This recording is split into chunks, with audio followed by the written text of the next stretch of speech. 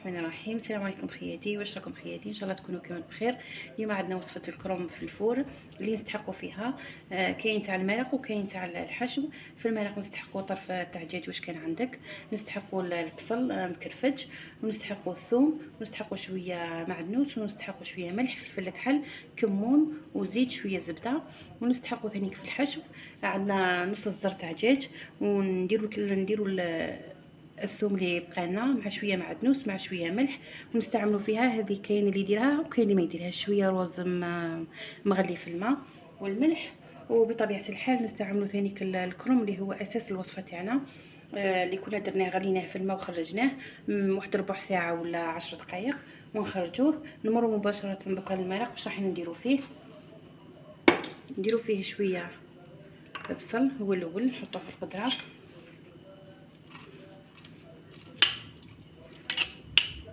ما نكثروش بزاف. نحطوا الطرف تاع الدجاج،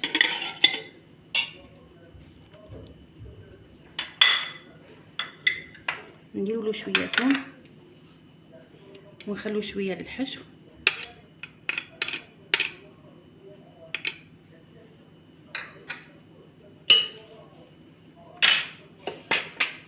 نديروا شويه في الكحل،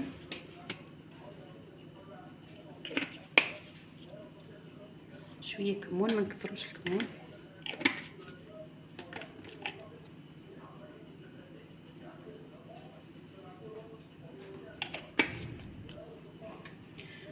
نديروا شويه ملح،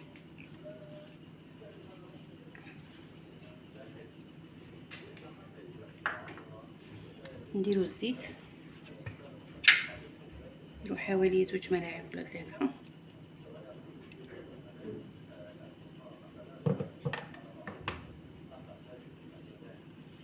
وما ننساوش كذلك نديروا الزبده.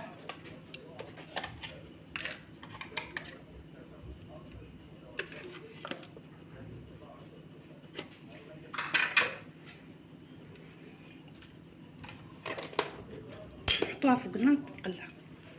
كانت تتقلى مقبيله رميت لها شويه ماء بما ينحرقش الثوم، ودوكا نرموا نمرقوا بيد مره، ما نكثروش الماء، شويه برك، ونغلقوا عليها. نروح دوكا للحشو اللي قلنا فيه نص صدر تاع دجاج، نحطوه.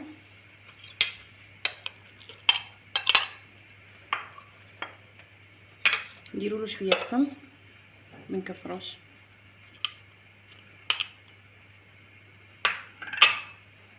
نديروا شويه معدنوس، نديروا كميه الثوم اللي كان قاعده تسمى من قبيله،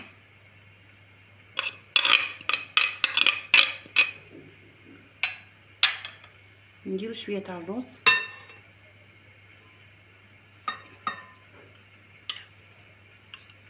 هذه الوصفه تجي بنينه ما شاء الله، نتمنى منكم تجربوها. نديروا شويه ملح، ما نكثروش الملح لخاطر الرز كان فيه شويه ملح، غليناه بالماء والملح.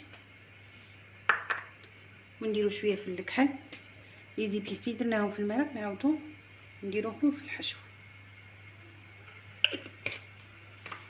شويه كمون،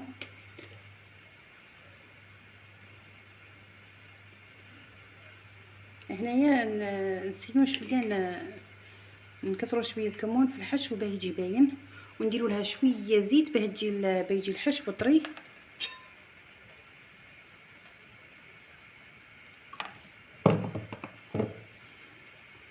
ونخلطوا كلش مع بعض.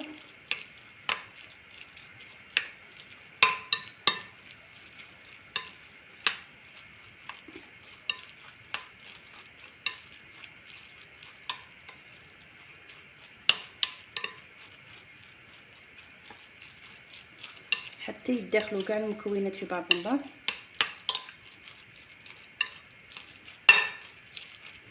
والحشو ماشي ضروري ديري الدجاج، ديري لحم مطحون، ديري دجاج، ديري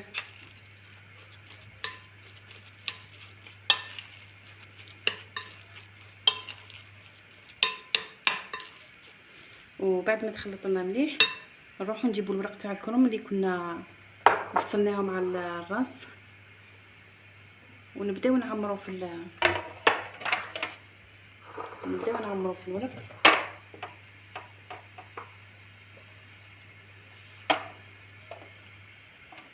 هنوريكم بعد ما تغليو. نحو لهم هذا الجزء اللي يجي شويه عاصي.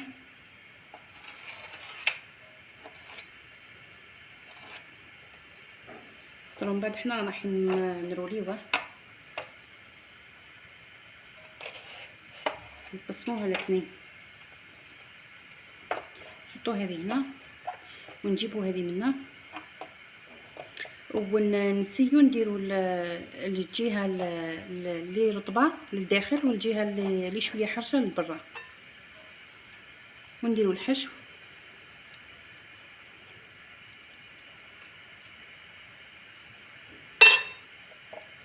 ونوزعوه على كامل الورقه.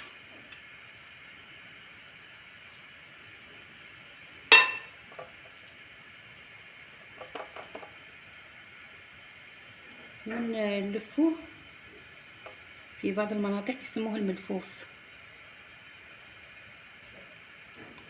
ونلفوه ونبقاو ندورو حتى نكملوا كامل الورقه.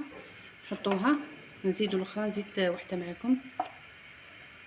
دائما الجهه اللي رطبه للداخل، ونديروا الحشو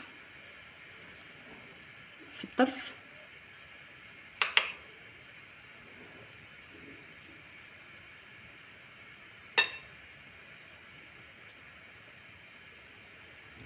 نخلوهم هكذا طوال، خاطر راني راح نديرهم حربوش يجينا كيما المحنشه. دوك نحطهم قدامكم ونخلو الجهه اللي درنا عليها من التحت، نزيدوا وحده حتى نكملوهم. نحو دائما هذه الشلخه هذه اللي تجي عاصيه شويه، نحوها ونقسموا الحبه. الا كانت كبيره كيما هكذا قسميها، ولا كانت صغيره ديريها كاع.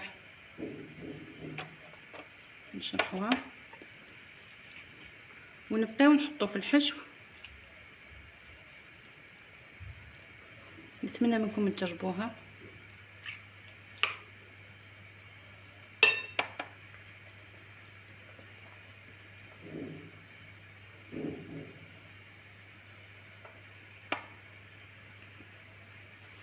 نضغطوا شويه ماشي بزاف، نكملوا باقي الورق ونشوفوها في المول. بعد ما كملتو روليتو كامل وحطيت هذيك الطيه من التحت والوجه تاعو يجي للفوق. هذيك المرقه اللي كنت درتها من قبل، فتت فيها هذيك شويه تاع الشلخه تاع الدجاج هذيك اللي كانت، فتيها عشوائيا. ودوكا نروح نسقيه كامل، نسقيه صاير داير بهذيك المرق.